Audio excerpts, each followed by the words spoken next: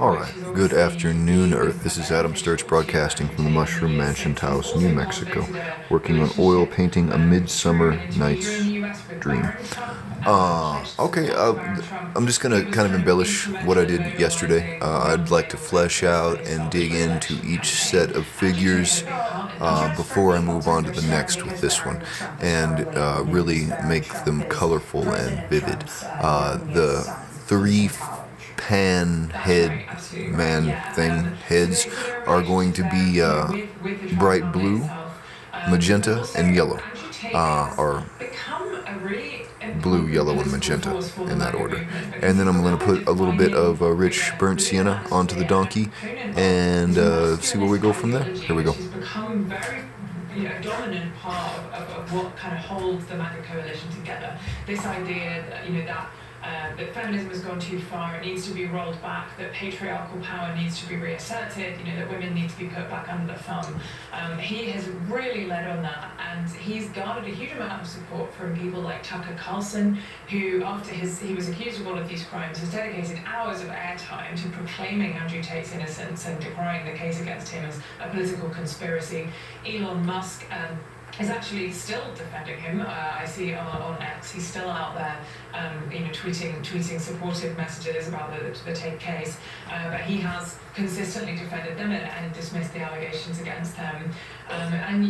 Richard Grenell has publicly expressed his support Trump's special presidential envoy, who raised that case with the Romanian foreign minister. So he's really enjoyed the support of a large number of influential figures across the MAGA movement.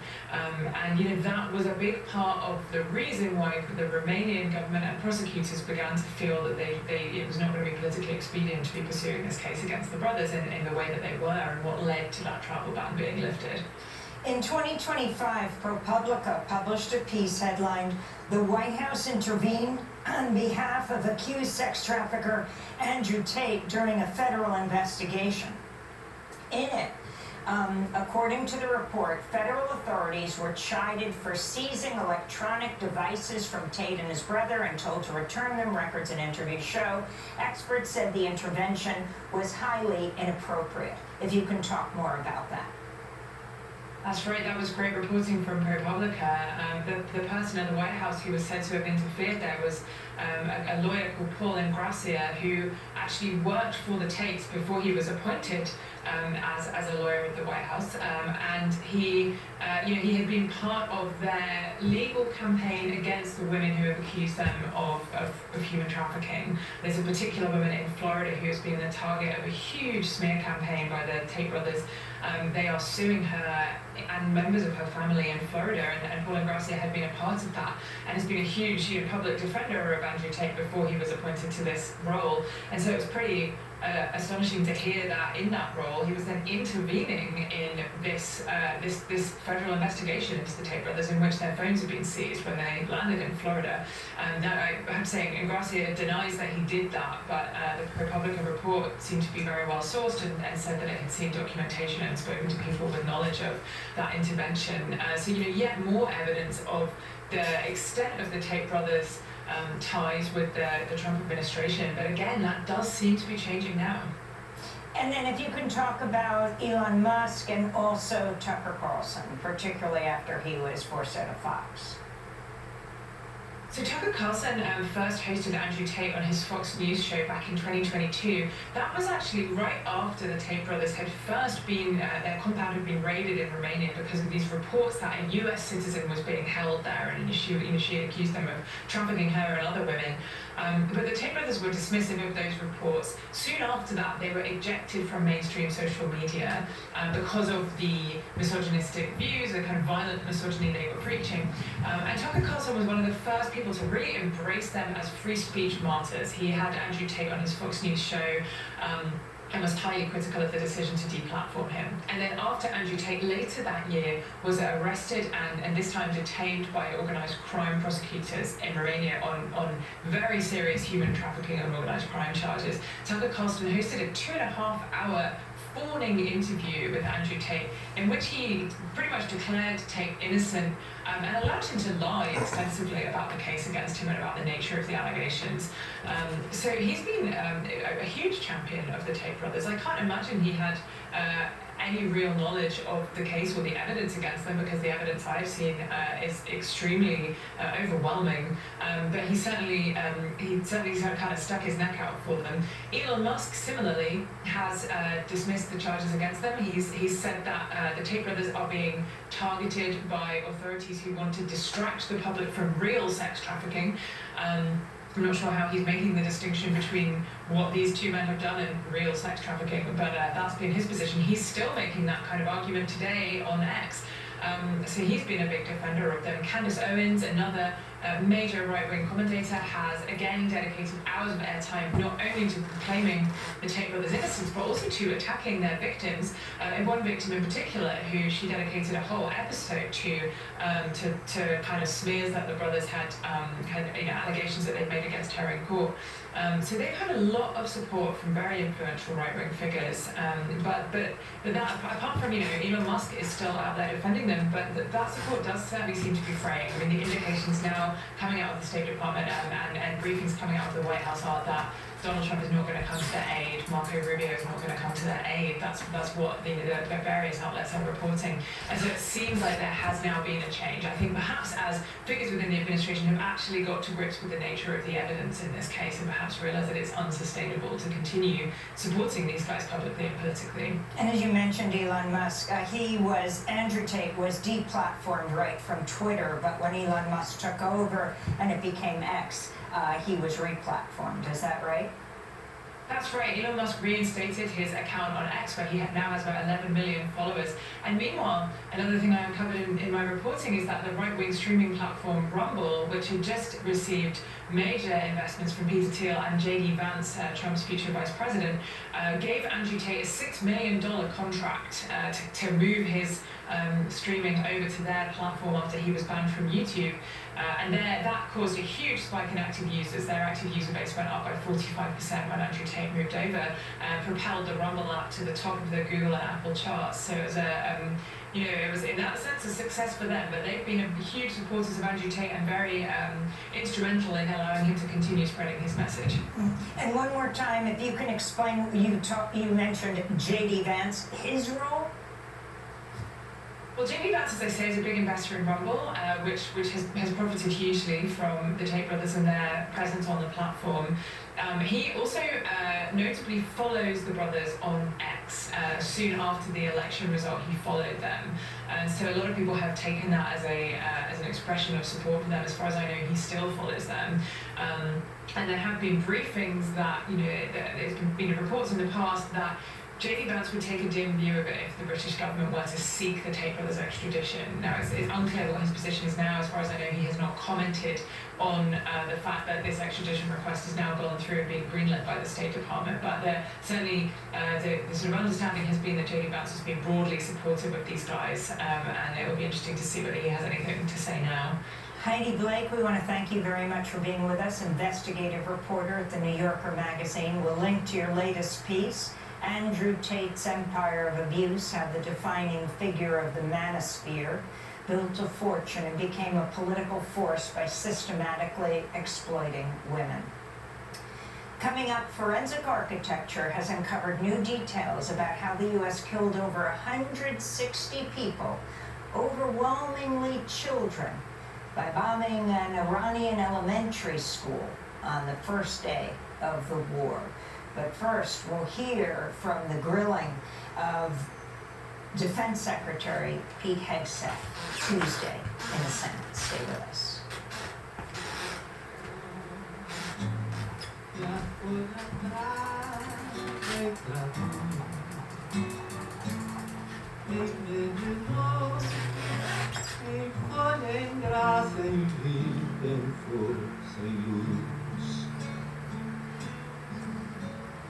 Céu azul que vem até os pés, tocam a terra e a terra inspira e exala seus azuis. The great Brazilian singer Caetano Veloso performing here in New York years ago. This is Democracy Now!, democracynow.org. I'm Amy Goodman. The U.S. is continuing to bomb Iran for an 11th straight day. On Tuesday, Defense Secretary Pete Hegseth revealed the cost of war in Iran has soared to over $37 billion, an increase of nearly $8 billion since the last public estimate. Hegseth is now seeking $80 billion war dollars from Congress, including $67 billion for the war in Iran. Anti-war activists repeatedly disrupted Hegseth during his appearance before the Senate Appropriations Committee Tuesday. The supplemental funding request is not a substitute for the president's full $1.5 trillion base budget request. $1.5 trillion. Stop bombing our children in Iran and Palestine. This is illegal. Mr. Secretary, please suspend until order is restored in the hearing room. That was Maine Senator Susan Collins who presided over the hearing. During the hearing, senators grilled Defense Secretary Hegseth over the state of the war. This is Democratic Senator Kirsten Gillibrand from New York. Secretary Hegseth, you're requesting billions of dollars in supplemental funding for a war that you said would last for weeks, and that the president has no plan or ability to end. At the same time, this still unauthorized and extremely unpopular war has caused gas, diesel, fertilizer, and other essentials that New Yorkers and our farmers need. You are asking for unlimited money for bombs when people can't feed their families. And I don't know how this administration intends to defend those decisions to the American people. Not unlimited bombs, Senator. I'm asking for the right bombs at the right time to ensure we can deter our adversaries into the future, and that's why this is a generational investment. And if the previous administration why didn't people are fund this so department, upset. The they didn't reason fund why it. they are so upset with you and this administration is because the words you have used in the past don't add up. About Iran specifically, you said that we had obliterated, quote unquote, Iran's ability to create nuclear weapons. The president made the same claim. Yet 8 months later, in February of 2026, the president launched an act of war claiming Iran was within 2 weeks of having a weapon.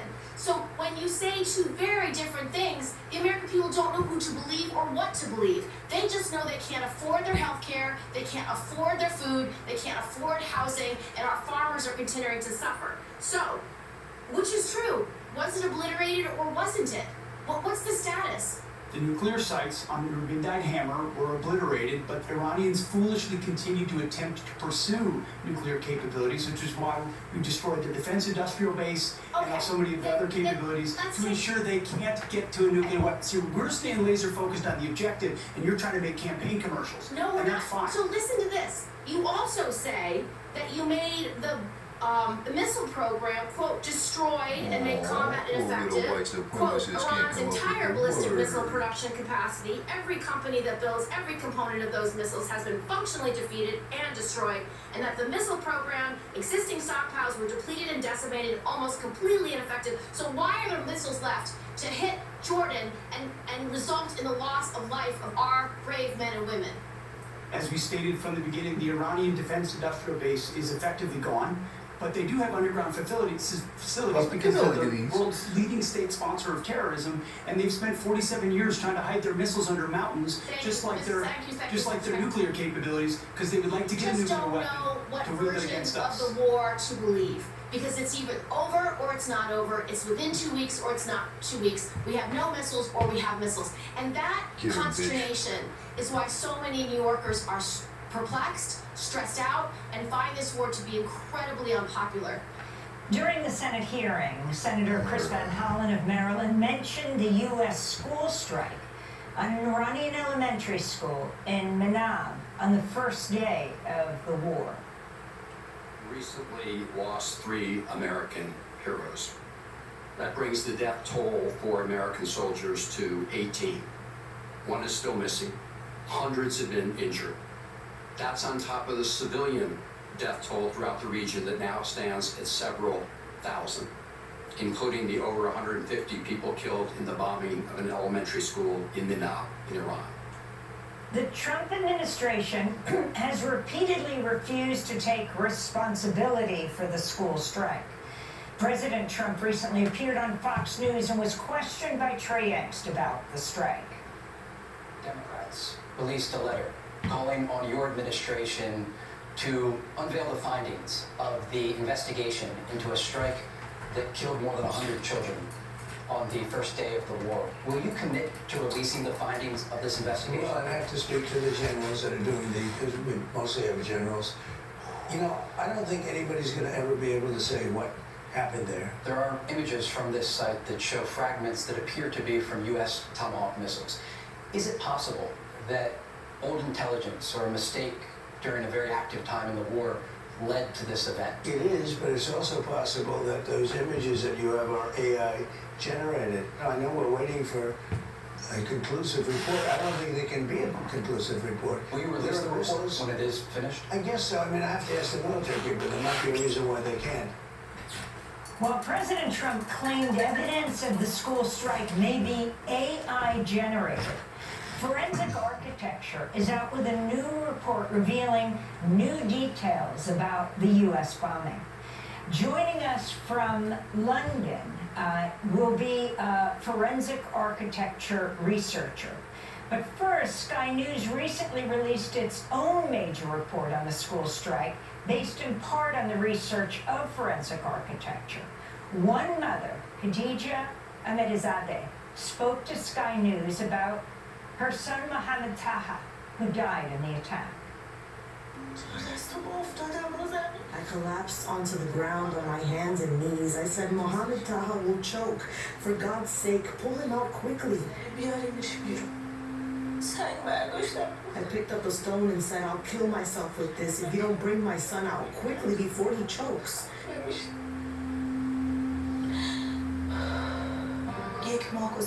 It was 1 month after we were told that Mohammed Taha had been found. I thought they would show him to me. But when we went,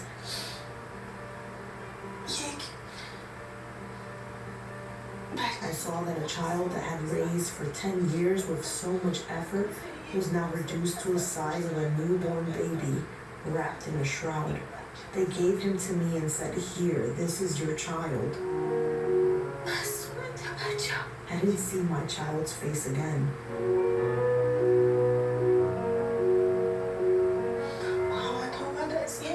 After 1 month, Mohammed Taha was laid to rest next to his classmates.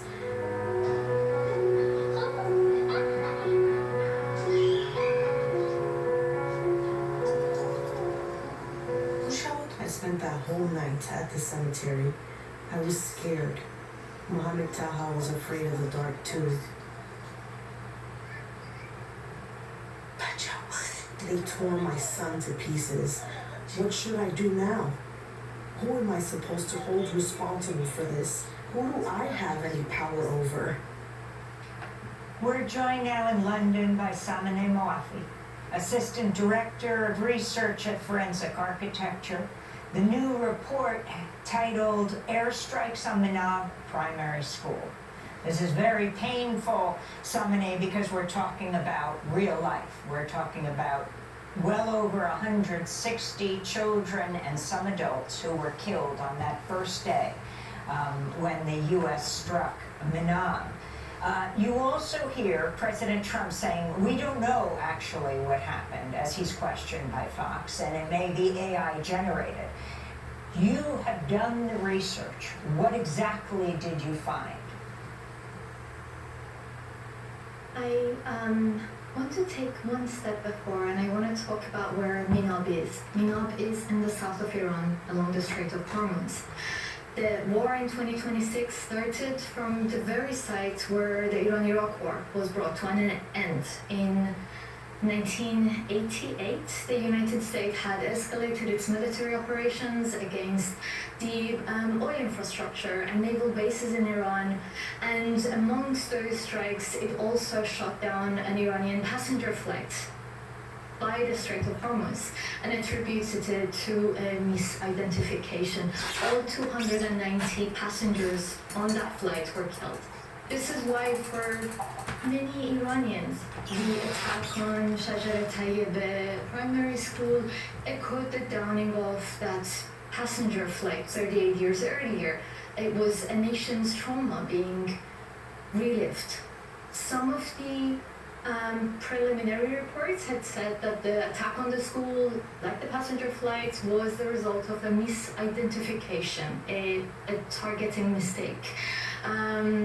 In our investigation, we used satellite imagery to show that at the time of the attack, the building was a school and had served that purpose for over a decade. By October 2015, all architectural indicators of military presence, a watchtower or anything, were destroyed, and new entrances were built, new perimeter walls were built around the school. By 2017, we see a football pitch and assembly lines being painted on the playgrounds. By 2018, we see the walls being painted in blue and pink to identify the girls' school and the boys' school. We see children playing in the playground of these, in these satellite imagery. We were able to verify also that many of the buildings in the immediate surrounding of the school were visibly civilian. A clinic, a cultural center, a cafe, a supermarket, a car wash. Many of these facilities maintained active social media accounts, so they were publishing and posting about what is happening in them. Some of these were used by the school, and the culture center was offered space for children, for their ceremonies, award ceremonies, so on and so forth. It's true that during the Iran-Iraq War, this site was used as a military base. The 1980s CIA documents also refer to a possible military support facility in Minab, laying the ground kind of for like a target, But the Sky News documentary that featured this investigation showed that these targets had not been checked properly for years and years. I can also tell you how further we went. We looked into the photographs and videos that were published on the school's website publicly. These were images of ceremonies, say the Mother's Day ceremony, the Nowruz celebrations that marked the New Year, the book fairs. We used these images and videos to reconstruct the building of the school as a kind of a navigable 3D model. Some of these images belong to January, only a few weeks before the strikes had happened. Some of the children we saw in those images, Mohammed Taha was one of them, were killed during the strike. The digital model that we built went into as much detail as interior finishes of every single classroom, the decorations on the walls, the bright paint on the staircase that linked the assembly hall of the boys' school on the ground floor to the girls' school on the top floor. We checked every room. There was no hidden room for any kind of a use. It was a school for children. And if you can say, apparently, this according to CNN, the investigation into the U.S. strike that hit the school in Iran has sat for months with a military command, while leaders have held off on ordering a critical standard intelligence review. And we also know about the cutting of the agencies that would review the target sites. And this last minute we have, Samaneh Moafe, the most important evidence you felt you had concluding it was a U.S. Tomahawk missile. we looked at images. There were images and videos available from the time of the strikes. The first 9 strikes started at around 11:20 and across 1.5 minutes. The first strike landed only 130 meters away from the school. The fourth strike landed 10 seconds after on the school. Mohammed Taha, the 9-year-old you were mentioning in the beginning, was playing in the schoolyard when the first strike begins, and he rushes to the safety of his classroom, and that's when the school is hit. Videos of the aftermath of these strikes show that families are on site, air workers are on site, they're rescuing the children under the rubble. These images are from 12:30, 1:15 p.m., that kind of like around noon. A number of children were rescued at this time. Paris Diary, the 11-year-old child, was amongst them. From as early as 1:45 or around that time, multiple Iranian news channels are reporting on the attacks. They're saying there was an attack on a girls' school. They're saying there was death toll of 5 children. There's more coming, and so on and so forth. As families and rescuers are on site, a second wave of strikes are hit, and it's in these months that we do see the profile of a tomahawk. And this is the only party within the war that has this missile is the US. Following the initial media reportings, the US forces would have had ample opportunity to reassess their initial misidentification before conducting the next round of strikes. Samine Moafe, I want to say thank you very much for being with us. Assistant Director of Research at Forensic Architecture. We'll link to your new report, Airstrikes on Minal Primary School. That does it for our show. I'll be in Martha's Vineyard for the screening of Steal the Story, please. Psychedelics are the sine qua non of shamanism. That's what Watson thought, that you don't have shamanism unless you have psychedelics. If you have people calling themselves shamans and not using psychedelics, then they are cut off from the older level of tradition, and through ritual, drumming, ordeals, starvation, flagellation, they are creating near psychedelic or pseudo-psychedelic states. Now, a brilliant and respected commentator on comparative religion like Mircea Eliade, who I quote whenever it suits my purpose, totally disagreed with this and said no, what he called narcotic shamanism, which means psychedelic shamanism, the choice of the word tells you that the guy had a problem. Narcotic shamanism is decadent shamanism, and the flagellation, the starvation, the ordeals, and the drumming, that's the real shamanism. And it's only when the tradition is abandoned and decadent that a culture will turn to drugs. I maintain this is nothing more than he was a Romanian who became an academic in Paris. I maintain that this is nothing more than his Western cultural bias operating. Also in his youth, he was pretty infatuated with yoga. They will insist to you, that drugs are an inferior path. However, any of you who are scholars of yoga should know that all yoga is Okay, based on the yogic that studios almost of ends Patanjali, this 2nd memory century clip. BC, So we got like 30 seconds. I think I'm going to do a second Vedic session. commentator. And Patanjali specifically says actually, there are 3 I might just let that set up to the goal of yoga, and decide what's and next. they are Maybe work on it a little control bit of with the some breath, highlights. control of posture, Okay, I'm going to cut it here and then I'll do a wrap-up clip. 1 minute. This is a Okay. I'm just going to do a little cleaning up of those figures, now, in or of those central heads. Mexico, So for we this come upon, wrap-up bit, the first I of will these zoom large in centers of on hallucinogenic that, since I don't use think I'm going to be in the branching out cultural much area more than in those which the faces Olmeca arose, for this were session. subsequently succeeded by the Maya, So who were get it set to subsequently about right there. subjugated by the Toltecs, and the plants that were in use in those situations fall into 2 pretty well-defined That's fine. categories. First of all, psilocybin-containing mushrooms of several species, and second of all, morning glories of at least 2 types, convolvulacity. All right. Firstly, I'm just going to clean up their eyes. LSD-like alkaloids active in the milligram range that are highly visionary.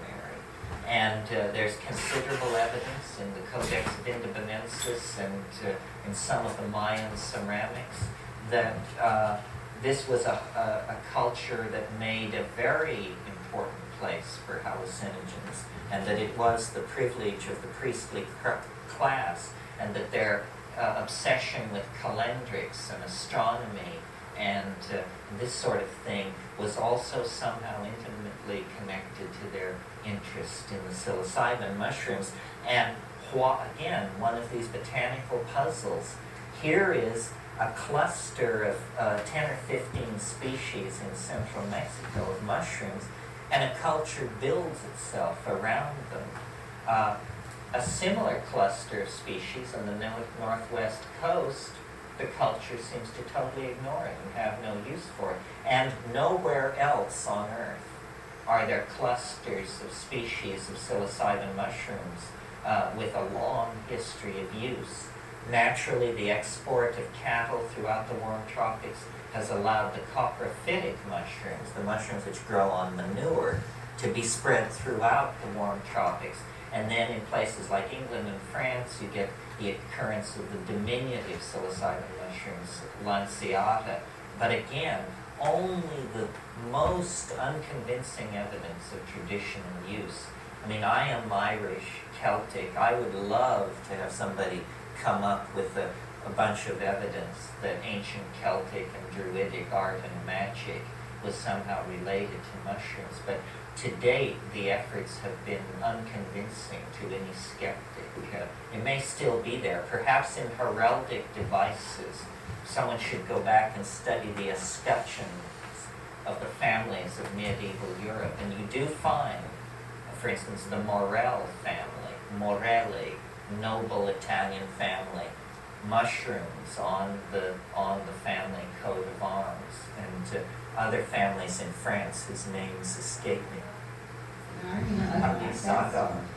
Yeah, although that is a coincidence, not Well, a I mean, story. yeah, but still, the name. Will the sergeant at arms.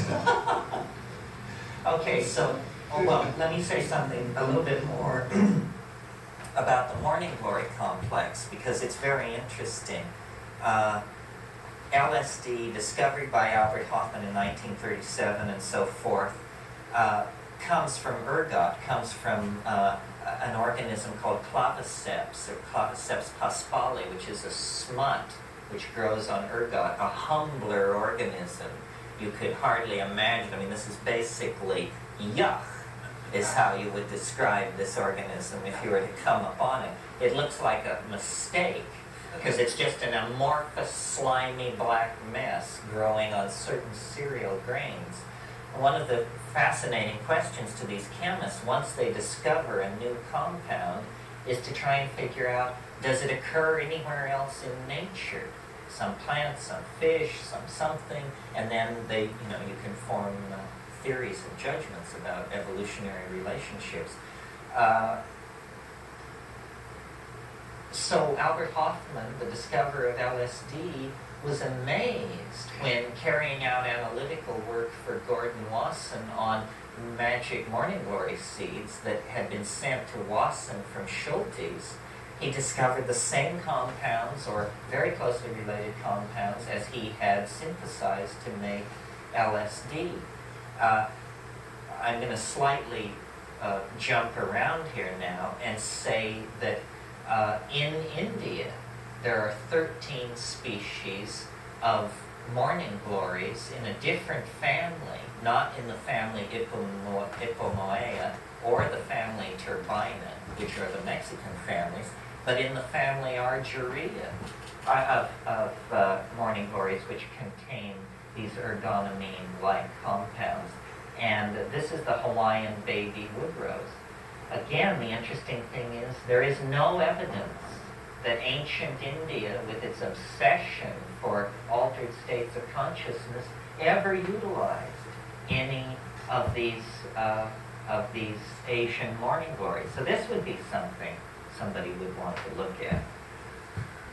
Did you want to say something? Just that probably we'll never be able to get any hardcore data on the use of mushrooms in Arthurian times, but I was delighted to note in the midst of Avalon, when Morgane was supposedly banished, one of the little fairies from Avalon left her some mushrooms to accompany her on some of her journeys. I don't know if you remember that part. I remember that. Yeah, I went, whoa! Well, Marion Zimmer Bradley lives in the hills of Berkeley. We can assume she's fully installed and hooked into the myths of the counterculture. But it would be great. Someone told me that they went to the island of Iona, I think it is, which is where the Book of Kells was supposedly composed. And they said there were mushrooms everywhere, that it was just to be there is to be inescapably confronted with mushrooms, and yet this doesn't know tradition, no mention. Yeah, off the coast of England. It's where St. Columba came. St. Columba came and reintroduced Christianity into England in the 900s. Christianity had died out in England. It was only in the advanced Celtic civilizations on the fringes of the British landmass that the Christian tradition was preserved.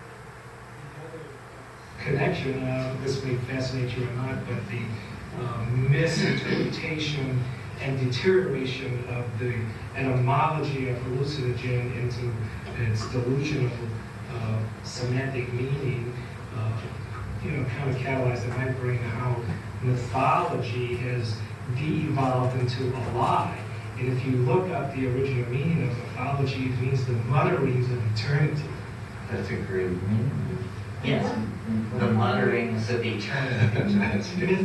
Mythos and the whole thing with Avalon being sort of that place between the worlds that one went to, the mystical part, and then Glastonbury is sort of the other place where all this Christianity existed. And when I was in a mushroom experience one time in a circle, and said I was a recovering Catholic, trying to evolve myself and find out what my mind was all about.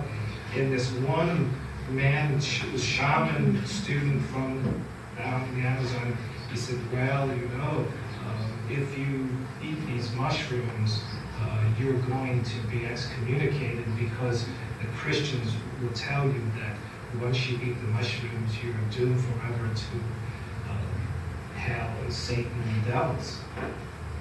And I said, bullshit. You gotta be kidding. But I mean, where would that come? That he, maybe the Christian control, looked at these people and said, look, you just like paganism and everything, is just like wipe out their connection with the other world. Well, it's very interesting that when the Jesuits arrived in Mexico and talked to the Indians and found them eating these mushrooms, they said, what do you call it? And they said, we call it Tiananacatl. Well, when they got their lexicons out and got that piece together, what Tiananacatl means is flesh of the gods. Well, the center of the Catholic mystery is the Eucharist, a sacrificial meal where a small wheaten wafer is believed to be transubstantiated into the body and blood of the Son of God. So then, to place the psychic experience which follows upon a good Holy Communion next to the psychic experience which follows on a good dose of mushrooms, clearly these guys said, this is competition we don't need, we're going to wipe this out. And it is interesting. I mean, think about this for a moment. We grow so inured to these religious forms think about the notion of instituting at the center of your religion a rite where you eat your God. And that is what is happening in Christianity. It suggests that this sacrificial meal idea, which can be traced back to even to pre-exilic traditions in Judaism, is probably a memory of a relationship to some kind of psychedelic experience of some sort. Okay, well, let me continue my survey.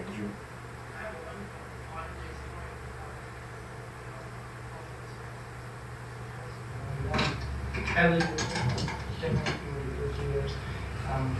And in the early 70s, you say mushrooms are not illegal in Scotland. I don't think they are still. They weren't in the early 70s. And in like 1969, 1970, a lot of people started coming to Findhorn, and people regularly ate mushrooms. And between 1970 and 1973, it was arguably the most creative time at Findhorn. And books and music was being done, and the community was being built, and performing arts, everything. And by 1974, 1975, it was no longer acceptable. They were trying to just be a very proper state community, totally in line with the Christian Scottish environment around them, even though they still weren't illegal in Scotland. Of course, nobody does mushrooms in Northern Scotland. But, and it's interesting, when I arrived at Findhorn in the early 80s, people had even forgotten that tradition had existed. And one person, though, when I was looking at the old pictures, said, how come people are so much happier back then? They look like they're smiling in these old pictures. Oh, well, everybody was on mushrooms then. This was a man who had lived during that time. He says that gradually died out. So it's interesting because he did them for years and years. And at the point that I talked to him, he as well felt like it was not proper spiritual growth and development to be using mushrooms.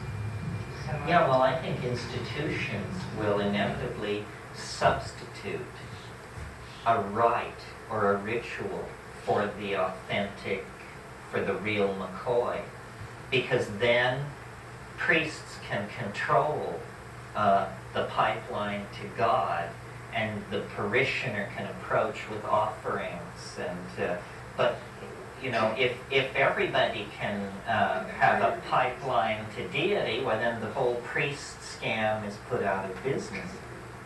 Done what? Precisely what you described. Suppressing? No, substituted essentially a ritual, i.e. meditation or some kind of trip, for the experience, and then empowered the priests, i.e. the kind of Buddhist masters. In other words, is that process that you're describing in Christianity, which I thought happened in Buddhism? Yeah, in your opinion. Well, Buddhism is a heresy on Hinduism. It was Hinduism that did the dirty work for Buddhism. By the time Buddha came along, it was all, priestcraft was an ancient tradition in India. But as I'm sure many of you know, the Rig Vedas, which are these tremendous outpourings of poetry that these Indo-Aryan people created as they came out of Central Asia into India. The Rig Vedas are entirely devoted to the praise of a mysterious plant, Soma. The ninth mandala of the Rig Veda says Soma is greater than Indra, Soma is greater than Vishnu. And it just lists the entire pantheon. It says Soma is greater than all of these things. By the time Buddhism is getting rolling, Soma is a suppressed ancient tradition, and the Soma sacrifice, which is still being done, is being done with inert materials. If you want to read on this, why read Watson's book on Soma, and notice how it traces back to Haoma, which is a yet older strata of religious ritual practice that was Zoroastrian and Iranian in origin. And it's very clear, that what we're talking about here is an intensely psychoactive plant, and there's great argument about what it was. Buddhism, because of the long historical record in the East, okay, so that gets the faces and the donkey So, set pretty well.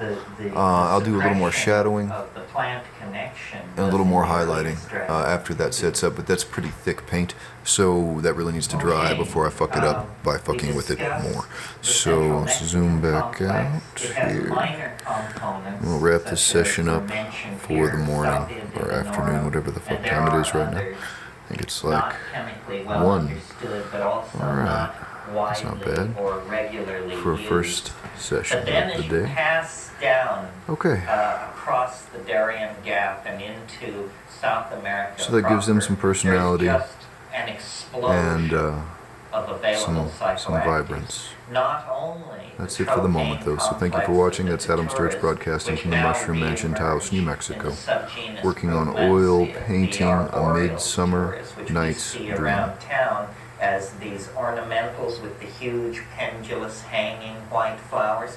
All of those tree datures, some with yellow, some with orange, some with red, Have a some good with day, white, Earth. some with purple flowers,